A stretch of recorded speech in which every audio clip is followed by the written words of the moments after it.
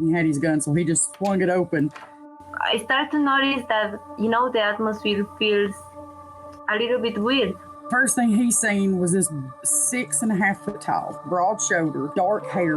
That freaked him out. We hadn't talked to her about like life and death and what any of that means. She's 3 years old, So we turned around. Suddenly there's a whole tree falling across the road. And she was describing to us that, there was a deceased person that she could see visually. You're listening to Cryptid Clues, where we tackle the ever-expanding history and mystery of monsters and supernatural madness every Monday. You can find us at CryptidClues.ca for more information, or even check out exclusive content and support us at patreon.com/CryptidClues. Hello, ladies and gentlemen. Welcome back to another episode of Cryptid Clues. I am your host, Taylor, and today we're circling back over to Scotland for the starting point of the show. There has been some interesting things circulating around the loch as of late, so we're going to break it down, followed by another underwater cryptid. But before we get into all of that, you can find us on our social media channels, our website, and should you wish to reach us directly, you can do so via cryptidclues@gmail.com. So, this past month, we released a few episodes focusing on Sasquatch encounters, and just last week, we dropped an episode focusing on extraterrestrial abductions. Next week, I'm going to be revisiting that topic of extraterrestrial phenomena, just because I feel like the conversation has kind of just up and vanished the past couple of weeks after such a huge craze that just kind of unfolded in New Jersey. So I thought let's just keep it going a little bit more. But I digress. We've got a good chunk of variety for everyone, but like I said, we're looking at the loch today. Reason being, we got our first confirmed sighting of 2025. Now, I'm going to share a photo here on the YouTube version with you that you will see, and I'll do my best to describe it for the audio listeners. It basically is a bunch of water, and you can see just beneath the surface, like the water looks very, very bright, very, very light. It's a sunny day, but something very dark is pushing up under the water, and it's not breaking the surface of that water, but it looks like it's wanting to. It's just barely just pushing up above that water. Now, could it just be a rogue wave? Could it be something like a log floating under the water? Absolutely, it could be anything. So I leave it up to your interpretation and your perspective of what you think it could be. There's another photo attached here where it's just you can see how sunny of a day it really, really is. It's beautiful out, but it's hard to tell exactly what it is. This sighting, though, will take us back to March 5th of this year. While out exploring the area at Doris Beach, part of the creature's body was reportedly seen emerging from beneath the water, hence this photograph. Now, this witness observed what appeared to be a large, dark mass beneath the calm, still waters of the loch. The weather conditions on that day were reportedly pretty ideal for spotting any unusual activity, with the water's surface being perfectly calm and still. Well, this sighting lasted for several minutes before it disappeared. Now, we'll just see how many more sightings we get this year. It's definitely something that I personally have felt is dwindling down, as sad as it is to say, but it's in a similar fashion to the Ogopogo.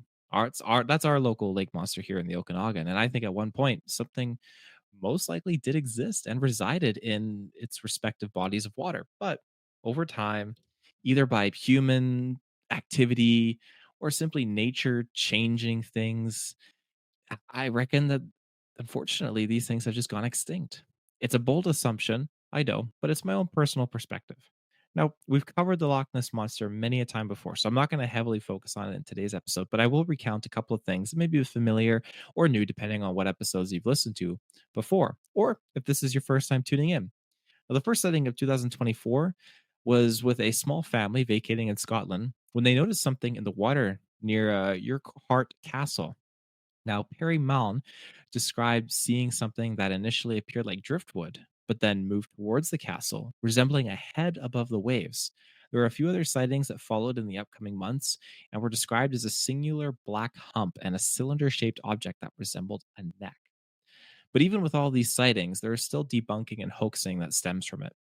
But some of the earliest Loch Ness Monster sightings can be traced back to 500 AD, but it wasn't really popularized as a legend significantly internationally until 1933 when newspapers started printing a couple's encounter of a large whale like creature. I just think that on top of everything, there's still a lot of sightings. We don't know what's legitimate, of course, and what's not until we have that scientific evidence that we have a body that we can examine. But the fact that 2024 started off with a few sightings and it continued on into the new year, and here we are in 2025 already with our first sighting, it'll be very interesting to see if those sightings continue and if they're going to get more visual or it's just going to be still something beneath the waves that we have to decipher and kind of break down and analyze. But I digress. On top of Nessie and Bessie, we've got Tessie. Tahoe Tessie, to be specific. This creature supposedly resides in North America's largest alpine lake, Lake Tahoe. This is Nevada, California. Now, tales of this creature can be traced back to the mid 19th century by local tribes who all claim that the creature resides in an underwater tunnel beneath Cave Rock, with sightings continuing into present day. Now, Cave Rock is a prominent rock formation on the southeastern shore of Lake Tahoe. It's considered to be a very sacred site for the Washoe tribe. Now, everything we know about Tessie visually is very murky to figure out, at least from my distinction, but here are the so called facts as per the sightings. Tessie reportedly is the size of a bean to the size of a bus, which is absolutely drastic. It has a large serpentine body that's as wide across as a barrel, and its color can range from being jet black to turquoise, with its skin described as smooth despite it having reptilian features. So, again, the reports really vary on what it looks like. Now, Lake Tahoe itself is a freshwater lake in the Sierra Nevada of the western United States. It's an area that we notably have returned to many a time on this show, whether it's Sasquatch related or another mysterious cryptid. Lake Tahoe specifically straddles the border between California and Nevada. It's around 6,220 feet or 1,897 meters above sea level. Like I mentioned before, Lake Tahoe is the largest alpine lake in North America. And at 122, 160, 280 million acre foot, which in short is defined as the volume of 1 acre of surface area to a depth of 1 foot. Now, this lake trails the five Great Lakes as the largest by volume in the entire United States. Its depth hits about 1,645 feet or 501 meters, thus making it the second deepest in the United States after Crater Lake in Oregon, which itself is 1,949 feet or 549 meters deep. Now, this lake was formed about 2 million years ago as part of the Lake Tahoe Basin, and its more modern development is in thanks to the ice ages that assisted in its formation. Now, not all lakes, but some have incredibly clear water, absolutely gorgeous. But some are a little murkier than others. Lake Tahoe is one of those crystal clear water lakes. It is also surrounded by mountains on all sides, and more than 75% of the lake's watershed is national forest land, covered by the Lake Tahoe Basin Management, and sits as a major tourist attraction in both Nevada and California. Approximately two-thirds of its shoreline are in California, to be precise, with the remainder in Nevada. Now, as for the wildlife, aquatically speaking, you can find lake trout, rainbow trout, brown trout, kokanee salmon, mountain whitefish, no confirmed sturgeon, which I feel is worth mentioning because many a time in Lake Erie with Bessie, sturgeon are suspected to be the culprit of those cryptid sightings. They can live a very long life and they can get very, very large. Although what once was abundant is now considered endangered and rare in Lake Erie, but I digress. Outside the lake, we got black bears, mule deer, coyotes, mountain lions, bobcats, beavers, falcons, snakes, tree frogs, a plethora of bugs. It's a rich environment for anything to thrive in. And more importantly, the size of the lake itself to me could definitely sustain something. But just how many and how big is another question entirely. If we were to believe the size of Tessie is something small, well, you could easily have quite a few of them living in Lake Tahoe. But ultimately, if it's a much larger creature, it would either die off or just couldn't be sustained in a competitive wild environment with others of its size. If it has siblings or parents or children, this is me being very bold. We don't know its level of intelligence and its level of self awareness or conscience. So I would attribute it to be more of an animalistic approach. Whether or not it has siblings or not, it's not going to care. It's going to think it needs to hunt, it needs to eat, it needs to sleep and survive. And in a limited amount of space, even though it's a very large space, it's going to be competitive and it'll fight for its resources or even against, its siblings. It's the animal kingdom. It's the way of life. Food is life. It's food is currency. So that's kind of what I'm thinking here. Just because of its size trapped in a very large body of water, but eventually you're going to see some form of official evidence because more and more of them would be appearing, not disappearing. right? If that makes sense. Again, if it's fighting each other and whatnot, you'd start to see bodies pop up. Like there's just the evidence would be there. Now, there's always underground tunnel networks that could be under the surface, and perhaps that could lead to massive unsurveyed bodies of water. It's a conversation to be had another day, but oceans under our oceans is a very, very it's a rabbit hole. But it's a neat discussion. The origin of Tessie can be dated back to Native American tribes that resided in the region before European settlers had arrived. The Washoe and the Paiute tribes had stories of water babies, which were powerful spirits that lived in the lake and could cause both good or bad to humans nearby. It's suspected, however, that these stories may have been inspired by natural occurrences in the lake, like waves, currents, bubbles, or just fish doing fishy things. But the name Tahoe Tessie was, in fact, not officially given until the 1950s when a local newspaper columnist by the name of Bob Price actually wrote a few satirical stories about a friendly monster that lived in the lake and helped people that were in trouble. Price shared, however, that his influence came from the legend of Nessie, which, like we mentioned prior, had gained popularity internationally after 1933. But this isn't the first time something we've mentioned on the show that started as a hoax and yet ultimately became something real has happened. I don't know if it's a form of manifestation or coincidence, but people do start to see something. And in the case of Tahoe Tessie, many folks after this newspaper publishing started sharing their own stories, seeing a long snake like creature with humps or fins in the lake. Maybe it's just something that motivated them to report what they had seen. But more often than not, no two or more sightings really shared much resemblance, like we already discussed, because other reports claimed it looked more like a giant fish. And then you have other reports saying, oh, it's more like an eel, estimating it to be around 10 to 80 feet long. That's a wide range to stretch in there, with theories that this could be a prehistoric creature that survived the ice age.